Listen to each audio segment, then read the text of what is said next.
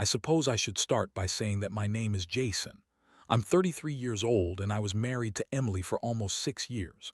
We met in college and like most couples, we had our ups and downs, but I always thought we had a solid marriage.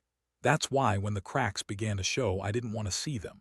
I guess I was blind to the signs. I thought it was just life getting in the way. Work stress, bills piling up, and the usual relationship fatigue. But then things started to feel different. Emily was always the life of the party, full of energy and laughter. Recently, however, she had become distant, spending more time on her phone than engaging with me. I brushed it off, telling myself she was just busy with work. We both had demanding jobs. I was in marketing and she was a lawyer. It seemed like we were both trying to climb the corporate ladder, and that left little time for each other. But then I noticed other things. Little things at first. She'd leave the house a lot more often, claiming she had meetings or social events. The way she'd dress up for these outings was different too. I mean, she'd always looked good, but now there was something extra to it. She'd wear these tight dresses that hugged her curves, even for casual outings. I thought it was a phase, a way for her to feel confident, but deep down, I was starting to wonder if something was off. One Saturday morning, when I was cleaning out some old boxes in the attic, I stumbled upon a stack of receipts. At first, I didn't think much of it. They were for dinners at fancy restaurants I'd never heard of. I casually mentioned them to Emily later that evening, thinking she'd laugh it off. Instead, her reaction was immediate. She became defensive, claiming I was being paranoid. I dropped the topic, but the seed of doubt had been planted in my mind.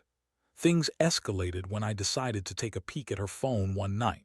I know, it's not the most honorable move.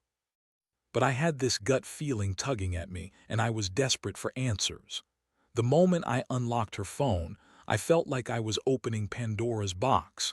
Among her messages were flirty exchanges with someone named Mark. My heart dropped at the realization that Mark was my lawyer, yes, the same one who was helping us draft our wills and handle some financial matters. I felt sick. How could she? I couldn't wrap my head around it. The image of Emily and Mark together flashed in my mind, and I felt the walls closing in around me. I slammed her phone down, my mind racing. I had to confront her, but I also wanted to gather more evidence, something concrete. I spent the next few days digging through our mutual friends' social media posts, and every time I saw Emily smiling next to Mark at some event, it felt like a dagger to my heart. Finally, I couldn't take it any longer. I confronted her one evening when she got home late, her hair still slightly damp from a shower. I stood in the living room, my arms crossed, waiting for her to notice the tension hanging in the air. When she finally looked up, confusion mixed with annoyance crossed her face. "What's wrong, Jason?" she asked, tilting her head slightly. I took a deep breath. "Are you sleeping with Mark?" I spat out the words, feeling the weight of them as they hung in the air. Her expression shifted from confusion to panic. I could see the gears turning in her head, trying to come up with a plausible excuse. "Of course not. What kind of question is that?" she shot back, her voice rising. "You know how busy I am with work. I can't believe you'd even think that." Her denial stung, but I pressed on. "I found messages on your phone, Emily. You can't lie your way out of this." The look on her face was one of sheer calculation. "You've been snooping. Wow, Jason, that's low. I can't believe you'd invade my privacy like that." Just like that, she shifted the blame back to me. I felt my anger boiling over, but I had to stay calm. I wanted answers, not a fight. "So, is it true? Are you having an affair with my lawyer?" Her silence spoke volumes. She averted her gaze, and in that moment I knew I had hit the nail on the head. It felt like the ground dropped out from under me. In that moment I was engulfed by a whirlwind of emotions: anger, betrayal, sadness. I couldn't comprehend how everything had unraveled so quickly. I had spent years building a life with this woman, and she had thrown it all away for a fling. After the confrontation, I felt a mix of rage and hurt, a storm brewing inside me. I knew I had to take action, but I also needed time to process everything. I didn't just want to react. I wanted to ensure I would come out on top, no matter what happened next. And so began my intricate plan for revenge against the woman I once loved. What I had initially thought was just a betrayal was going to turn into something much bigger, something that would ensure I wouldn't walk away empty-handed. It was time to play the game. After confronting Emily, I felt a mix of emotions swirling within me: betrayal, anger, and a strange sense of clarity. I needed to think. I couldn't just sit around wallowing in misery. I had to take control of the situation. The more I thought about it, the more I realized I had been played. Emily had stepped out on our marriage, and now I was determined to make sure she didn't get the upper hand in our impending divorce.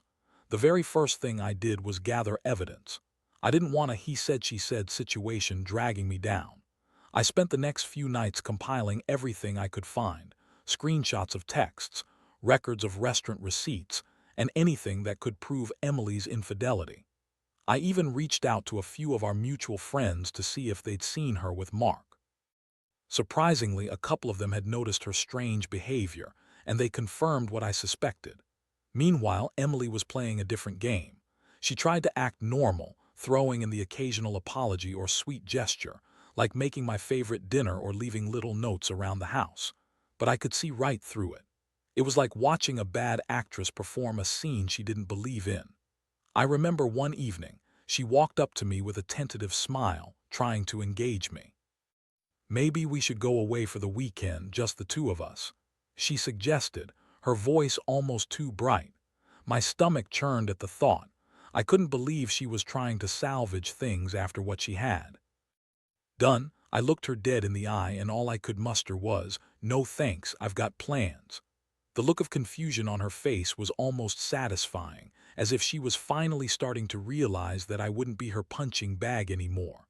I made an appointment with a divorce attorney, a different one than Mark, of course. The moment I walked into that office, I felt a sense of empowerment. This was me taking the steps to reclaim my life. The attorney, a no-nonsense woman named Linda, listened to my story intently. When I explained the situation and showed her the evidence I had gathered, her eyes sparkled with interest. "You have a strong case here, Jason. With everything you've documented, you can negotiate for a much better settlement than you might think." Her confidence sparked a fire within me. For the first time in a while, I felt like I had the upper hand. I was no longer the victim. I was the one holding the cards.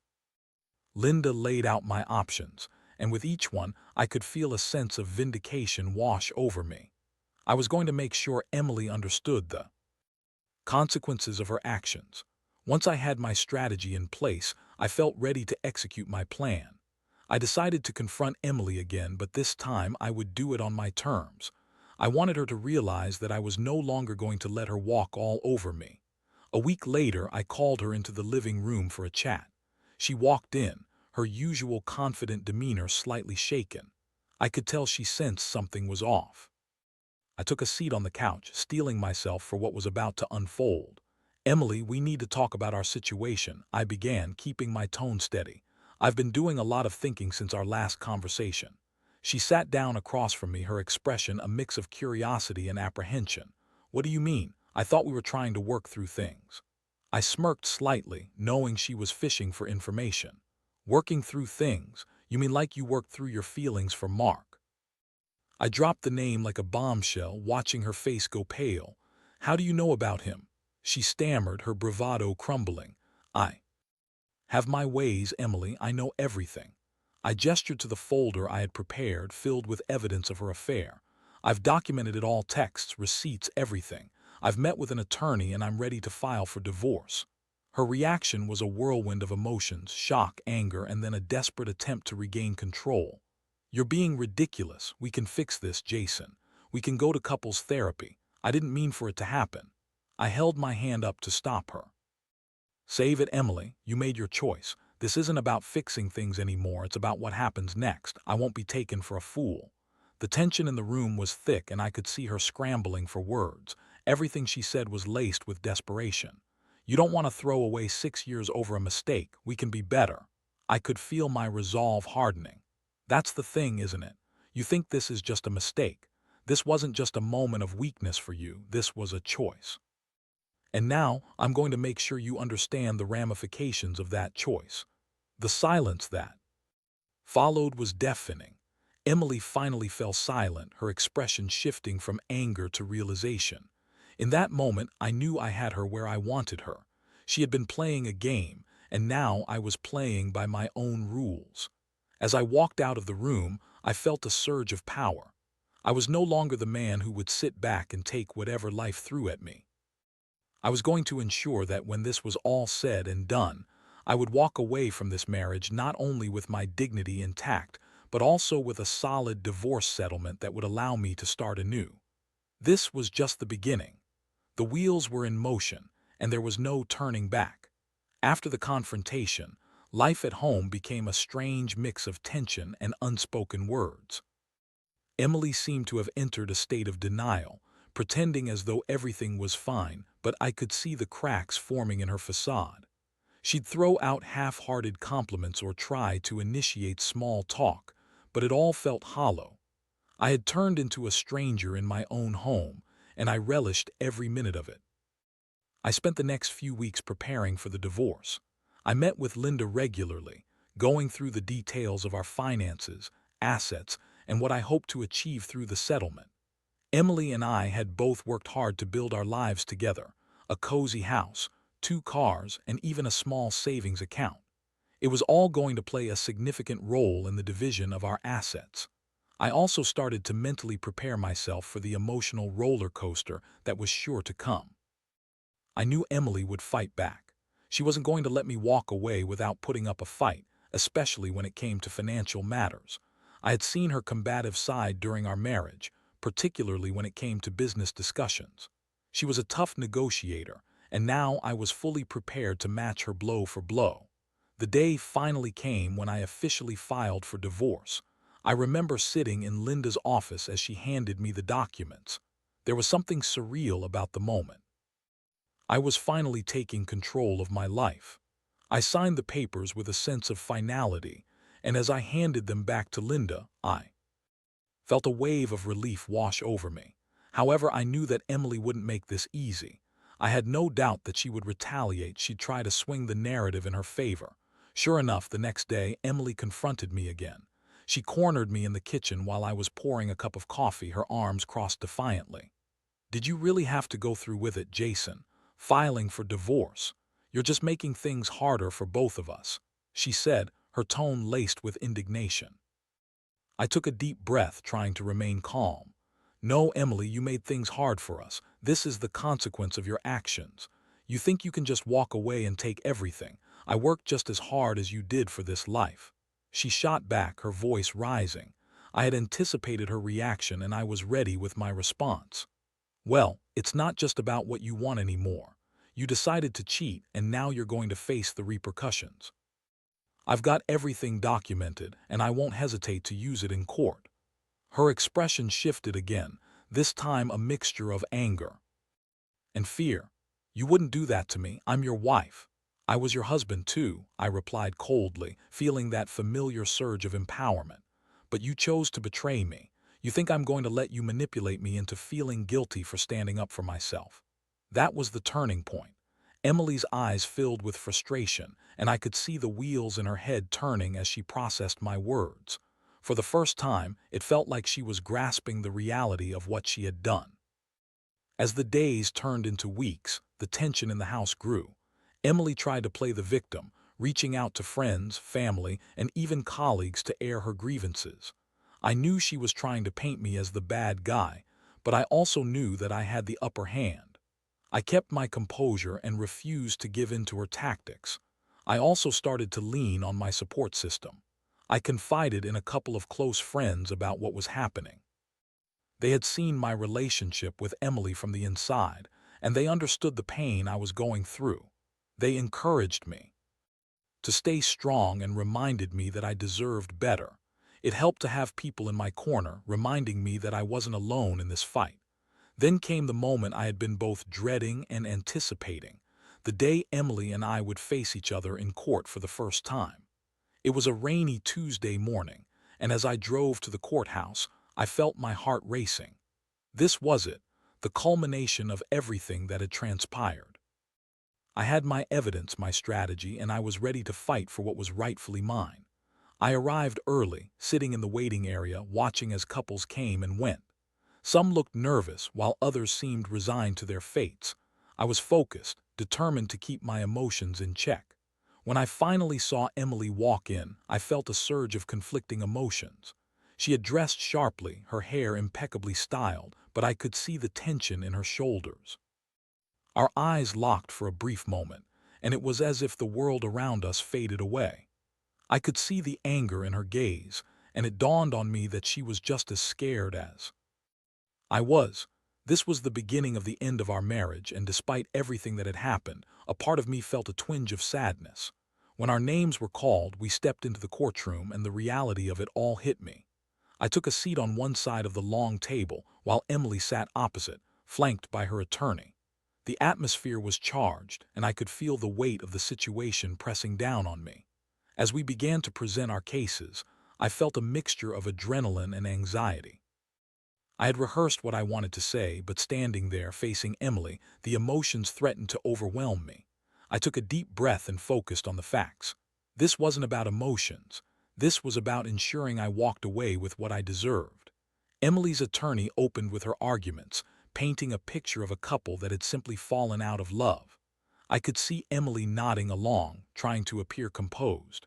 But when it was my turn, I unfurled the evidence I had meticulously compiled. I laid out the timeline of Emily's affair, presenting text messages and receipts that left no room for doubt. With each piece of evidence I presented, I could see Emily's confidence start to waver. The judge listened intently, and I could tell I was gaining ground. I felt a mixture of satisfaction and a hint of pity as I watched the reality of our situation sink in for her. As the hearing continued, I realized that I wasn't just fighting for material possessions. I was fighting for my dignity. I was standing up for myself in a way I never thought I would have to, and with each passing minute, it became clearer that I was reclaiming my life. The courtroom proceedings would shape the course of our futures, and I was determined to make sure that Emily understood the gravity of her actions. Whatever the outcome, I knew one thing for sure. I was going to walk away a winner, no matter how this played out. The courtroom drama unfolded like a chess match, each move calculated and deliberate. As I presented my case, I felt a newfound sense of strength. Emily's attorney was doing her best to downplay the evidence, but I could see cracks in their strategy. Each text message I presented was like a nail in the coffin of Emily's defense. After my presentation, the judge called for a brief recess. I stepped outside to collect my thoughts, trying to shake off the anxiety that had been building inside me. I needed to remain focused. This was just the beginning. As I waited in the hallway, I caught sight of Emily, who was speaking in low tones to her attorney. She looked flustered, her brow furrowed, and for a fleeting second I felt a surge of empathy. But it was quickly overshadowed by the anger I felt toward her betrayal. She had put us both in this situation, and I needed to remember that. When we returned to the courtroom, the judge resumed the hearings. I braced myself for Emily's counterarguments. She took the stand, and I couldn't help but notice how she tried to present herself as the victim. Her voice was shaky, but she attempted to put on a brave front. "Jason and I had a good marriage," she began, her eyes darting nervously. "We just lost our connection over time. I never intended to hurt him. The affair with Mark was a mistake.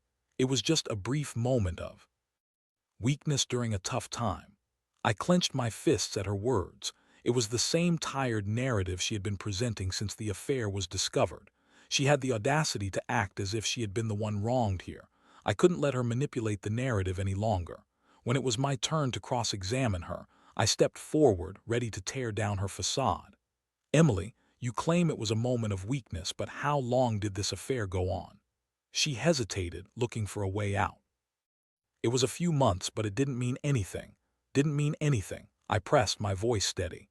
"You went out to dinner with him multiple times, exchanged flirtatious messages, and even chose to spend time with him on weekends instead of your husband. How can you say it meant nothing?" Her expression flickered briefly, and for a moment I could see the cracks in her armor. I was confused. "I thought I was looking for something I wasn't getting at home," she stammered, but her excuse felt flimsy. "Confused? You chose to cheat instead of communicating with me, and now you want to play the victim." I shot back, the anger bubbling to the surface. "You had a choice, Emily. You made the choice to betray the vows we took together. The judge interjected, reminding Emily to answer the questions directly. It was clear the weight of the evidence was starting to take its toll. Emily's confidence faltered as I pressed her further for details about her relationship with Mark. Each question felt like a step closer to unveiling the truth, and I could see her unraveling before my eyes. After the hearing resumed, it was time for closing arguments. Emily's attorney attempted to paint her as a misunderstood partner who made a terrible mistake, but I was ready with my own rebuttal. When Linda handed me the floor, I took a deep breath and laid out my case for the judge. Your Honor, this is not just a story of infidelity. This is a story of betrayal that has deeply affected my life. Emily had every opportunity to communicate her feelings, but she chose deceit instead.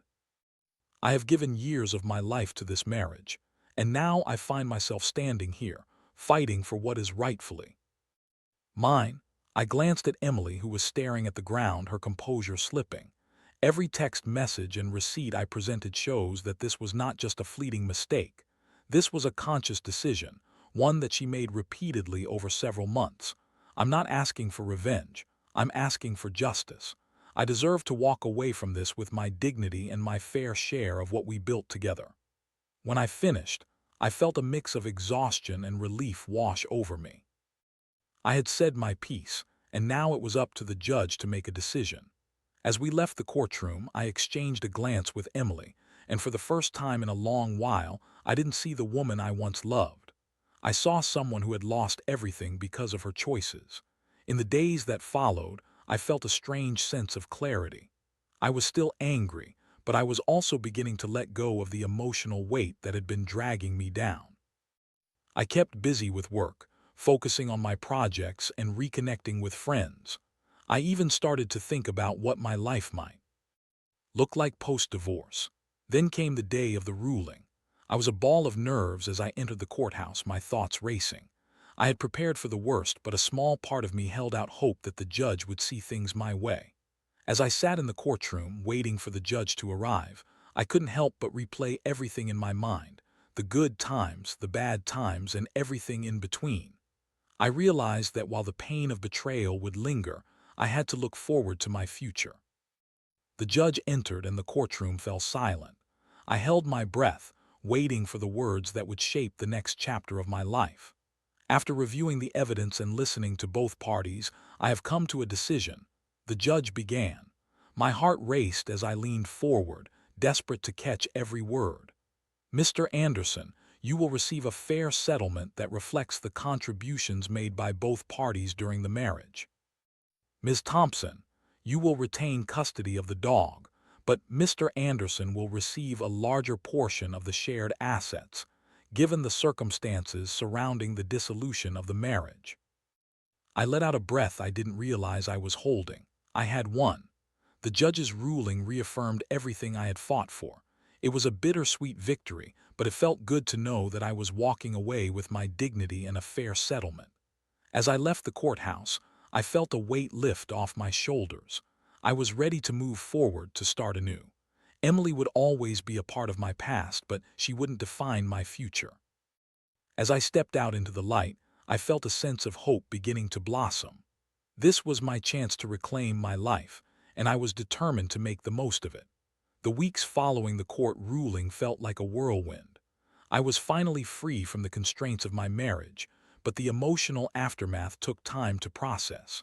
I couldn't deny the relief that washed over me after the verdict, but it was accompanied by a sense of loss that lingered like a shadow. I took a few days to myself, allowing the dust to settle. My friends encouraged me to celebrate my newfound freedom, so I planned a small gathering at my apartment. A few of my closest buddies came over, and despite the somber context of the divorce, we managed to have a great time. We laughed, reminisced about old memories, and even indulged in a few rounds of drinks.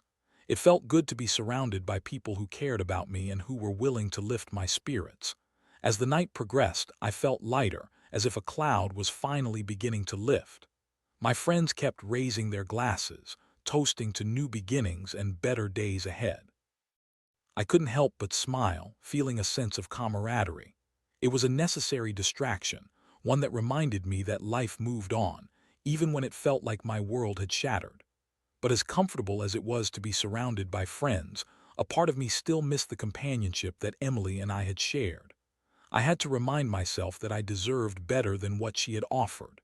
The pain of betrayal still stung, but I was determined not to dwell on it.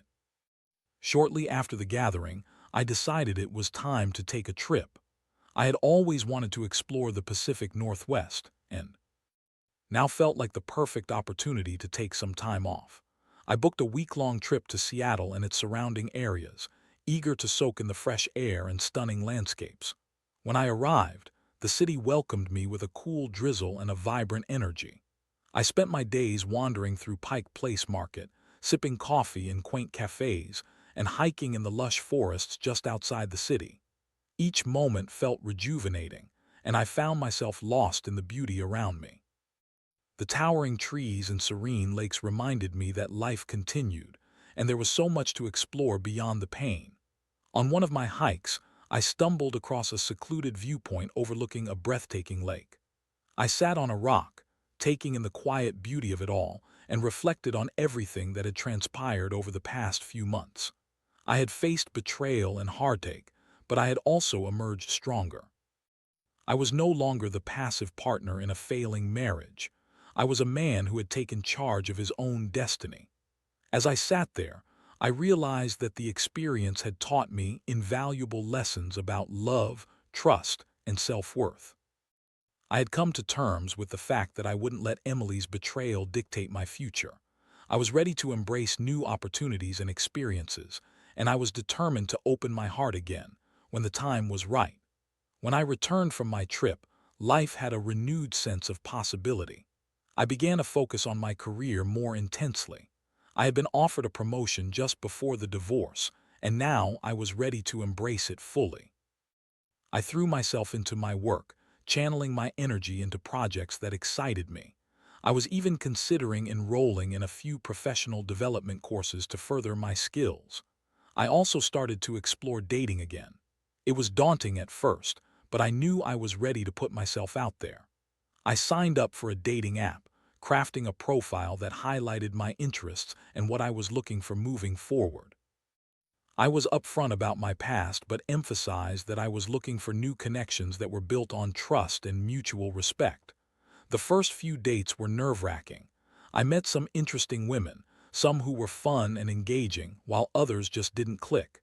Each encounter was a learning experience, helping me rediscover what I truly valued in a partner. I was no longer searching for a replacement for Emily. I was looking for someone who could complement my life and share experiences together. And then I met Sarah. Our first date was at a cozy Italian restaurant, and from the moment we started talking, it felt easy. We laughed over shared interests, bonded over our love for travel, and even discussed our favorite books. There was an undeniable chemistry, something I hadn't experienced in a long time. As we continued to see each other, I found myself opening up in ways I hadn't anticipated. I shared my story with her, how I had navigated the aftermath of my divorce, and she listened with empathy and understanding. It felt refreshing to connect with someone who didn't judge me for my past, but rather appreciated the journey that had brought me to where I was now. As our relationship blossomed, I felt a renewed sense of hope. I was no longer the man who had been betrayed. I was someone who had learned from those experiences and was ready to build something meaningful with someone new. However, there were still moments where Emily would creep into my thoughts. Occasionally, I would see a familiar name pop up on social media or hear whispers about her through mutual friends. I knew she was trying to move on too, but I had to remind myself that her choices had led to my liberation. One night, as I was curled up on the couch with Sarah, watching a movie, my phone buzzed with an unexpected message. It was from Emily. My heart raced as I read her words. She was reaching out to apologize, to express regret for how things had ended between us. She claimed she had reflected on her actions and wanted to have a conversation. I stared at my phone, the weight of the decision heavy on my shoulders. Part of me was tempted to respond, to hear her out, but I also knew that I had come too far to reopen old wounds. I took a deep breath and set my phone down, feeling a sense of reassurance in my choice. I didn't owe her anything. I had fought hard for my peace of mind, and I wanted to protect that at all costs. As time went on, I realized that life was about moving forward, about embracing new experiences, and forging connections that were rooted in honesty and respect. My journey through betrayal had transformed me, but it didn't define me. I was building a life filled with potential, and I wasn't looking back. With Sarah by my side, I felt ready to embrace whatever came next. A new chapter, a new love, and endless possibilities ahead. I was no longer a victim of betrayal. I was a survivor, and my story was just beginning. As the weeks turned into months, I found myself settling into a rhythm that felt more like home than anything I had experienced in the past few years. My relationship with Sarah blossomed, and I reveled in the joy of rediscovering what it meant to share life with someone who truly respected and valued me. We traveled together, explored new restaurants, and even took a spontaneous weekend trip to the coast, where we sat by the fire, laughing and sharing stories late into the night. With each passing day, I felt the remnants of my past life fade further into the background. Emily's betrayal, once a painful memory, became a distant echo that reminded me of how far I had come. I no longer carried the weight of her choices. Instead, I was lighter, more at peace with who I was becoming. As I continued to build my career, I earned the promotion I had been working hard for.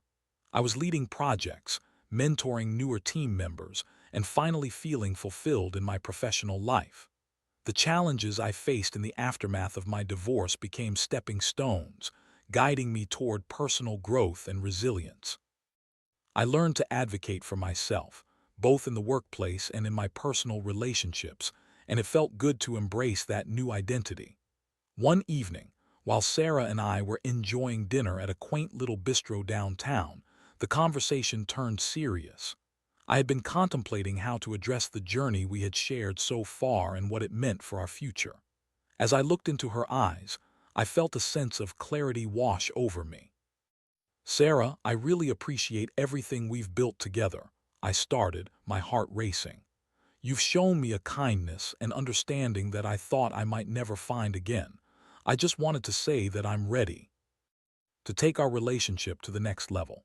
Her eyes lit up and I could see the anticipation written across her face. What do you mean? She asked softly. I'm ready to commit to us to truly invest in this relationship, I replied, my voice steady. I can see a future with you and I want to take that leap. I know it's a big step, but I believe we're building something special. Tears glistened in her eyes as she reached across the table to take my hand. Jason, I feel the same way. You've been so open and genuine with me. It's been a breath of fresh air. I would love to take that leap with you. We toasted to our future, and in that moment, I felt an overwhelming sense of gratitude. I had emerged from the ashes of my old life, stronger and more aware of what I truly wanted. I was no longer defined by betrayal. I was a man who understood the value of trust and was ready to embrace love wholeheartedly. As the months went by, Sarah and I navigated life together, building a foundation that felt secure and genuine. We shared our dreams, our fears, and our aspirations for the future, and every moment reinforced my conviction that I had made the right choice. The wounds from my past had healed, and now they served as reminders of my journey rather than sources of pain. One afternoon, while walking through a park, I felt an urge to reflect on everything that had transpired. I paused for a moment, taking in the beauty of the day, the vibrant colors of the changing leaves, the laughter of children playing nearby, and the warmth of the sun on my face. It was as if the universe was affirming my choice to move forward. I realized that the experience with Emily had taught me invaluable lessons about love, respect, and self-worth. I understood now that while it was painful to face betrayal, it was ultimately a catalyst for change. It pushed me to confront my own limitations, to reevaluate what I wanted from a relationship, and to stand up for myself in ways I had never done before. As I walked alongside Sarah, I felt a sense of hope and excitement for what lay ahead. I was ready to embrace the future, to build a life with someone who truly appreciated me, and to create new memories that would last a lifetime. I knew that while the past would always be a part of who I was, it no longer dictated my path. I had taken control of my narrative, and I was committed to writing a story filled with love, trust, and joy. In that moment, I made a promise to myself. I would always choose growth over stagnation, love over fear, and authenticity over pretense. I had faced the darkness and emerged into the light, and now I was ready for whatever adventures awaited. Life was no longer defined by betrayal. It was filled with endless possibilities, and I was determined to embrace every single one.